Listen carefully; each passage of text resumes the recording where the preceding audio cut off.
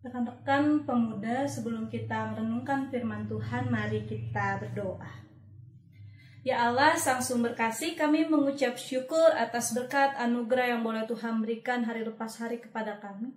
Tuhan, sebentar kami akan merenungkan firman Tuhan dengan kondisi pandemi saat ini. Kiranya firman Tuhan dapat memberikan kami inspirasi untuk bertindak dalam kehidupan nyata kami sehari-hari. Terima kasih atas cinta kasih dan anugerah Tuhan yang boleh terjadi kepada hidup kami. Di dalam nama Tuhan Yesus Kristus kami berdoa. Amin. Pembacaan kita hari ini terambil dalam Galatia 5 ayat 16 sampai 25. Maksudku ialah, hiduplah oleh Roh, maka kamu tidak akan menuruti keinginan daging. Sebab keinginan daging berlawanan dengan keinginan Roh, dan keinginan Roh berlawanan dengan keinginan daging, karena keduanya bertentangan, sehingga kamu setiap kali tidak melakukan apa yang kamu kehendaki. Akan tetapi jikalau kamu memberi dirimu dipimpin oleh Roh, maka kamu tidak hidup di bawah hukum Taurat. perbuatan daging telah nyata, yaitu percabulan, kecemaran, hawa nafsu, penyembahan berhala, sihir, perseteruan, perselisihan, iri hati, amarah, kepentingan diri sendiri, percideraan, roh pemecah, kedengkian, kemabukan, pesta pora, dan sebagainya. Terhadap semuanya itu, kuperingatkan kamu, seperti yang telah kubuat dahulu, bahwa barang siapa melakukan hal-hal demikian, ia tidak akan mendapatkan bagian dalam kerajaan Allah. Tetapi buah roh ialah kasih sukacita, damai sejahtera, kesabaran, kemurahan, kebaikan, kelemah lembutan, dan penguasaan diri. Tidak ada hukum yang menentang hal-hal itu. Barang siapa menjadi milik Kristus Yesus, ia telah menyalibkan daging dengan segala hawa nafsu dan keinginannya. Jikalau kita hidup oleh roh, baiklah hidup kita juga dipimpin oleh roh. Demikian pembacaan kita hari ini. Berbahagialah bagi mereka yang memeliharanya dalam kehidupan sehari-hari. Amin. Rekan-rekan pemuda, pasti pernah mendengarkan lagu ini. Pakailah waktu anugerah Tuhanmu, hidupmu singkat bagaikan kembang, mana benda yang kekal di hidupmu, hanyalah kasih tak akan lekang, dan seterusnya. Mari kita perhatikan liriknya dan kita garis bawahi kata-kata hidupmu singkat bagaikan kembang. Jika diibaratkan hidup kita bagaikan kembang, bukankah singkat sekali bukan hidup ini? Karena bunga itu mekar di pagi hari, siang sampai sore hari, ia layu. Atau sebaliknya ketika ia mekar di malam hari, pagi sampai siang hari ia layu. Tapi dalam hidup yang singkat itu, ia menghasilkan sesuatu yang menjadi berkat untuk diri kita. Yaitu dengan warna, bentuk, aroma yang dihasilkan dari mekarnya si sang pucuk itu. Rekan-rekan yang terkasih, jika hidup kita ini bagaikan kembang, saya yakin kita sadar bahwa hidup ini berarti cuma satu kali, tidak dapat terulang. Bahkan hidup kita tidak menentu, tidak pasti kapan akan berlanjut, kapan akan stop, berhenti. Nah, maka dari itu mari kita sama-sama merenungkan dan memikirkan apa yang akan kita hasilkan dalam waktu yang singkat ini, yang hanya satu kali dan tidak dapat terulang lagi. Apalagi kita akan menghadapi era new normal yang akan datang selama pandemi ini. Apa yang akan kita hasilkan?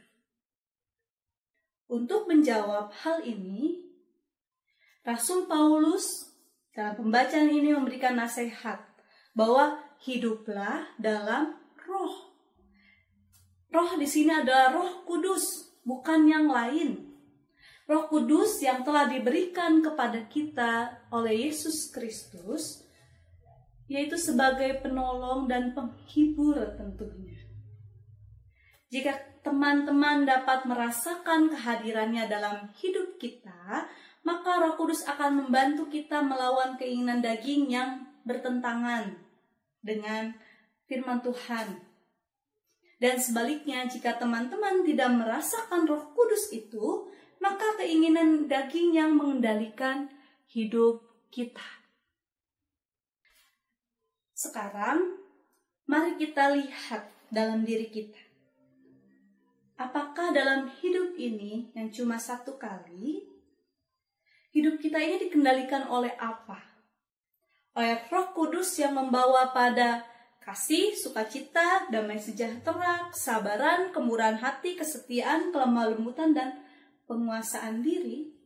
Kasih, sukacita dalam masa seperti ini Apakah Roh Kudus menolong kita untuk tetap memberikan kasih, kepedulian, menebarkan sukacita, senyum, dan pengharapan kepada orang-orang lain dan terutama terhadap diri kita? Atau hidup kita dikendalikan oleh keinginan daging? Kita sebut seperti itu dalam ayat 19 sampai 21 tadi dikatakan ada pencabulan, perselisihan, iri hati, amarah, kepentingan diri sendiri, mabuk, pesta pora, dan sebagainya yang tidak berkenan dalam hidup di hadapan Allah. Rekan-rekan pemuda, ketika kita memutuskan untuk mengikuti jalan Kristus, maka waktu yang singkat ini harus menghasilkan buah yang baik, bahkan harus menjadi berkat. Buah-buah roh itu harus kita nyatakan dalam hidup kita. Jika teman-teman pernah mendengar tim pemuda anti rebahan di GKI SW Jawa Timur, mereka melakukan aksi peduli membantu masyarakat yang terdampak COVID ini, dan para medis yang kesulitan mendapatkan perlengkapan medis, mereka membantu mencari dan menyalurkannya dengan gratis. Nah, tentunya tim anti rebahan ini melakukan sesuai dengan protokol dan social distancing. Ini sebuah tindakan yang bagus dan dapat ditiru. Lalu apa yang akan kita lakukan sebagai pemuda, terutama GKI Palsi Gunung, dalam masa new normal yang akan kita jalani ke depan? Hasil buah apa yang akan kita berikan kepada masyarakat Indonesia? Meskipun kita masih muda, mari kita tunjukkan bahwa hidup yang cuma satu kali ini tidak kita sia-siakan. Dengan menolong orang yang berkeluh, dan kita dapat menjadi pelita yang memancarkan kasih Tuhan bagi sesama saat ini.